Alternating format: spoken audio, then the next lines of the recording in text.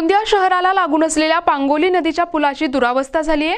या पुलावरील खड्डे तात्काळ दुरुस्त करावेत आणि पुलाच्या दोनही बाजूंना रेलिंग लावावी या प्रमुख मागण्यांसाठी महाराष्ट्र नवनिर्माण सेनेने आज आंदोलन केले। अरे या बैल जोड़ी जाने दो ना, परा खत्म हो जाएगा ना हमारा। अरे हाथ पाँव जोड़ रहे लोगों के।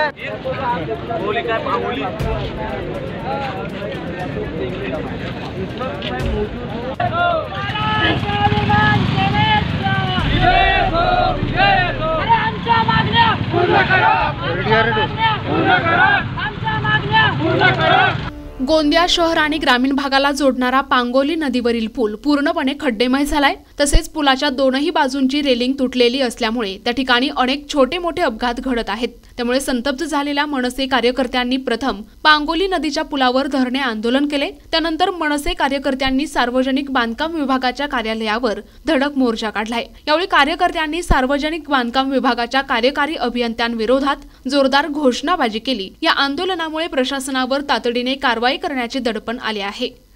प्रतिनिधी राधाकिशन चुटे, NTV न्यूज मराठी, गोंदिया।